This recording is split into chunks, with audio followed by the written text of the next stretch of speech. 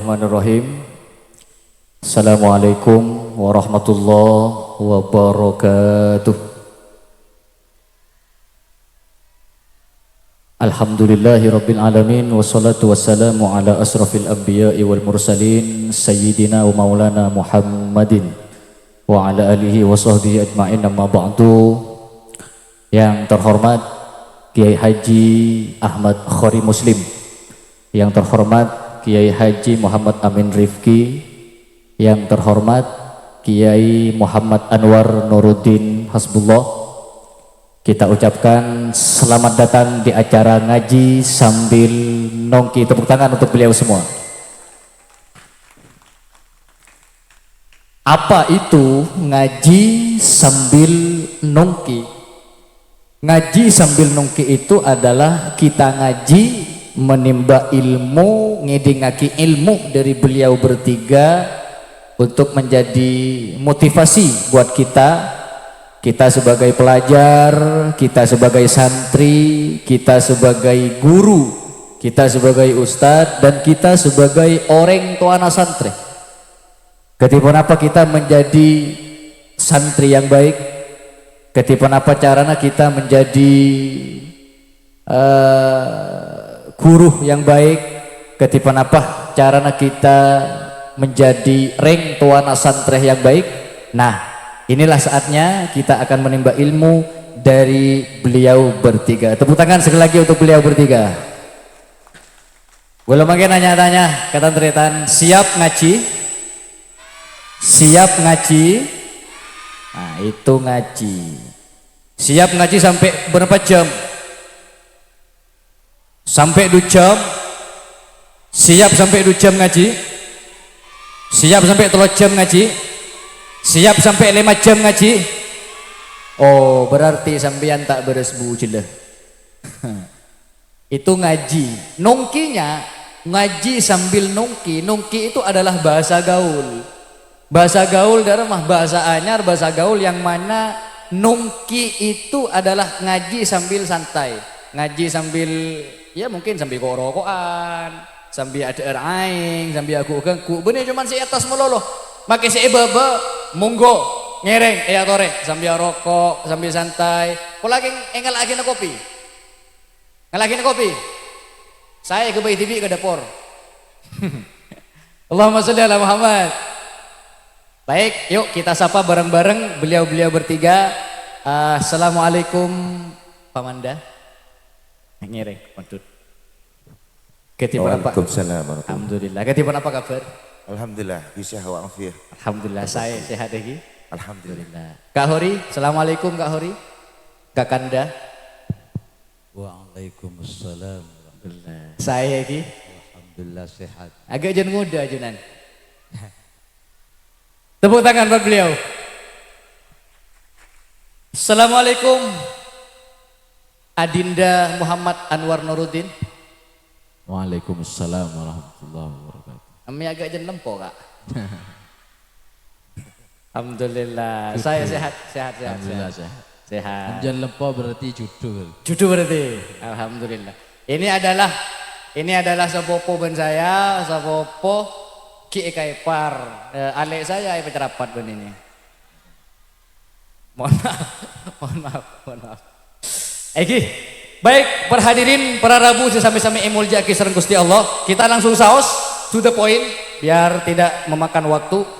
Kita tahu bahwa lembaga apapun itu, baik itu pesantren, madrasah maupun lembaga-lembaga yang lain, itu andi telok pangpang.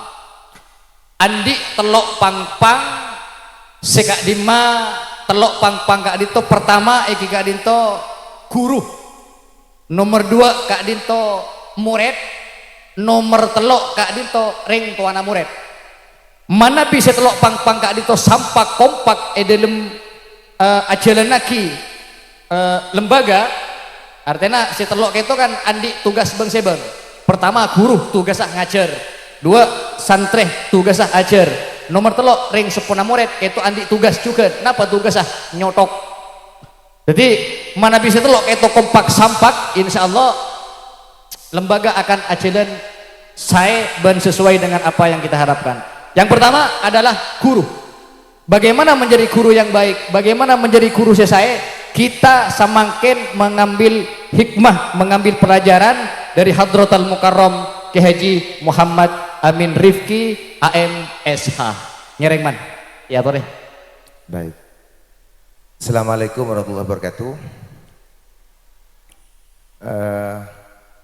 Saya sebenarnya untuk acara malam ini kurang begitu paham, tapi itu the point saja. Untuk jadi guru yang baik ya, guru itu harus bisa mempunyai keteladanan dalam beberapa aspek ya. Berapa aspek, baik itu aspek kedisiplinan, aspek istiqomah, konsistensi, juga keteladanan di bidang akhlak. Jadi guru itu akan ditiru dalam segala aspek. Bagaimana untuk bisa mengedukasi para santri, para siswa, tentunya di situ bisa tertancap sedalam mungkin. Harus ada istilahnya uswah, uswatun hasanah ya. Keteladanan itu sangat penting.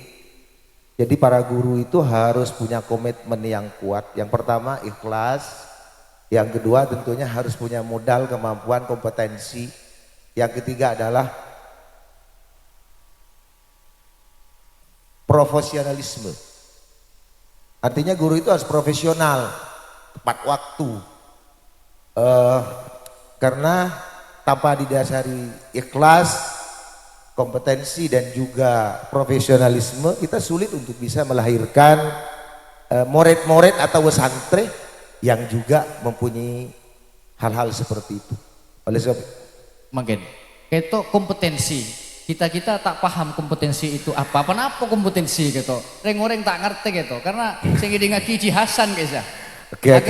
Agak piyol so ngode Ji Hasan Mas. Baik, sing ngaki di Hasan, Ahmad, Jeli, wa alihi wa sahbihi. Kenapa kompetensi gitu? Kompetensi adalah kemampuan untuk mengajar, mengedukasi. Tentunya itu adalah modal yang pertama. Ya, yang kedua ya. Yang pertama adalah keikhlasan. Ketika kita ikhlas, nawaitu mengajar lillahi ta'ala dan mengharap ridha Allah Subhanahu wa taala, saya kira benih bereng sesulit. Dari hati akan masuk ke hati, from heart to heart. Oleh sebab itu, yang kedua kompetensi. Kompetensi ini kemampuan lah. Artinya guru mempunyai kompetensi. Mon guru tika ya punya kemampuan ngajar tika. Mon karena MTS yang ngajar MTS. Dari hati ke hati. Dari hati ke hati. Jadi apa yang disampaikan dari hati akan sampai ke hati. Sampai ke hati itu ya. Tepuk tangan buat beliau. Terus apalagi ya, profesionalisme artinya sifat profesional, berpenuh tanggung jawab ini majalah naki tugas. Khususnya para guru, para asatidz, kita mengajar dengan profesional. Kullukum ra'in wa kullukum mas'ulun an ra'iyati. Setiap orang adalah pemimpin dan akan dimintai pertanggungjawaban. Di antaranya guru mempunyai tanggung jawab bagaimana mengedukasi, ngajarin santri, bagaimana santri gelek itu bisa terdidik, bisa mempunyai kemampuan dan juga yang lain-lain sebagainya. Tentunya harus disesuaikan lah, disesuaikan. Beda anu kayak teman. Kenapa? Istilahnya kita kadang kesulitan dalam mengajar karena kadang sebagai guru itu kita simalakama. Simalakama kode erma. Ya pada ben ngukir pereng. Dilematis lah. Dilematis ketika ngukir pereng ekajai bele tek kajai tak lampat tak meto. Artinya kadang mon elawoni nak kana agak mengibon kok songkon ustaz agak ega bal-balan agan. Iya. Keng kadang keng mon pas ngangku ya metode kol keras apa numpo. Jadi apa itu? Ireng kita kasih anu kasih. Tuh. Oh, Pak Panitia, pelkak, ini Pak Panitia, Masya Allah, aing, ben asbakah malekorokan atas ya. Tentunya terkait masalah dilematis gila, masalah sih membingungkan. Memang di semua pesantren sama, di pesantren saya juga seperti itu. Oh, sama. Cuma kita harus menanamkan kesadaran tidak hanya kepada murid, kepada orang tua juga harus. Ketika wali santri mesrahkan anaknya, di situ sudah ada perjanjian. Makanya pesantren ikutnya ma'had. Berasal dari fi'il madi ahadah. Artinya ma'had, tempat perjanjian. Tempat perjanjian. Ketika anak pasrah aki kabontuk, sejak itu orang tua itu pasrah penuh apapun aturan di pesantren harus dilaksanakan dengan Tepuk tangan, mantap. Sangat berkarakter. Terus mantap. Ngereng. Jadi hal-hal sedemikian tentunya reng sepo ini kudu sadar. Anak Isabu pasrah akin keajunan kiai. Lihat kata-kata pasrah berarti pasrah penuh. 100%, 100%. Bagaimana Pak? 100%. Kenapa 100 kan? Ya memang 100%. Oh, 100%. Mi'afil mi'ah. Oh. Mi'afil mi'ah. 100%. Thank you. Mau ya kuping mau itu mun beda orang pasrah akianan kabontuk. Ketika ditindak ring sepuh tak berarti tak pasrah. Ring sepuh tak boleh intervensi, tidak boleh ikut campur dengan kebijakan pesantren. Oh sip, mantap, tepuk tangan. Pesantren. Dan pesantren itu mempunyai rule of the game ya. Ada aturan main. Jangankan di pesantren, di sekolah-sekolah unggulan, bahkan di Eropa, di Finlandia. Di Finlandia, ini yang sukses. Kenapa nang Eropa orang yang tersetuju? Kenapa? Apa alasannya? Karena di situ punya komitmen. Ketika anak di pasrah aki, bungkol terima bungkol lah, ancor temu ancor. Sepenting anak harus dididik dengan sedemikian rupa, dengan semaksimal mungkin. Leres kayak itu misalnya serang jabuna aba abdina. Aba abdina dimin begitu abdina masalah lagi abdina kakek Hamid. Itu ada bu aba. Iya saya genah itu closing statement aba ketika aba itu merasa aki. Kenapa bagi badui? Masya Allah. Ketik manabi anak abdina kita lanyala nang itu betah. Abdina rida cek pamulaki bungkol kecompok tapi pamulaki anjurah epelia serang abdina. Masya Allah. Tepuk tangan begitu. Ini sebuah keteladanan dari Haji Ibrahim Muslim yang harus ditiru, tertancap di hati para wali santri. Ini perlu ditanami. Hadihi uswatun hasanah. Ini adalah membuat contoh keteladanan. Makanya hasilnya ya seperti ini. Oh, coba dengan bukan luar biasa. Tepuk tangan untuk beliau. Masya Allah. Tepuk tangan untuk Kemen Rifki. Alhamdulillah. Untuk Habibi ya. Baik, terima kasih. Dan kita masih belum selesai. Betul, masih belum selesai. Tapi maaf dipotong dulu. Kita sekarang coba naik ke tangga berikutnya, yaitu tentang motivasi. Bukan barusan kita sudah mengambil kesimpulan bahwa sebagai guru kita harus punya kompetensi, punya kemampuan, sabar dan ikhlas. Betul. Dalam menghadapi santri, dalam menghadapi murid, karena benar Dabuna Al-Maufullah Haji Maimun Zubair, siapa tahu ketika kita sabar menghadapi santri, menghadapi murid, siapa tahu salah satu tangan mereka akan menarik kita ke dalam surganya Allah. Amin. Dan untuk segmen selanjutnya, untuk ke tangga selanjutnya kita akan mendengarkan motivasi bagaimana menjadi santri yang baik, bagaimana menjadi murid yang baik ke depannya. Dan gimana Pak? Mohon silakan. Adinda. Bismillahirrahmanirrahim. Assalamualaikum warahmatullahi wabarakatuh. Waalaikumsalam warahmatullahi. Sebelum membahas tentang motivasi untuk santri, saya tertarik dengan konsep yang tadi bahwa ada 3 pilar yang harus sama-sama digerakkan di dalam semua lembaga seperti itu. Siap. Karena saya teringat terhadap perkataan dari seorang ulama yang terkenal di abad ke-20. Nama beliau adalah Sayyid Qutb. Beliau adalah penulis kitab namanya Jahiliyatul Qarnil Ishrin, jahiliyah di abad ke-20. Dan beliau adalah seseorang ulama yang mati syahid digantung karena tidak mau menandatangani kesepakatan dengan orang-orang yang pro dengan keburukan lah. Beliau berkata, as-sabbabatul lati tashhadu an la ilaha illallah wa anna muhammadar rasulullah.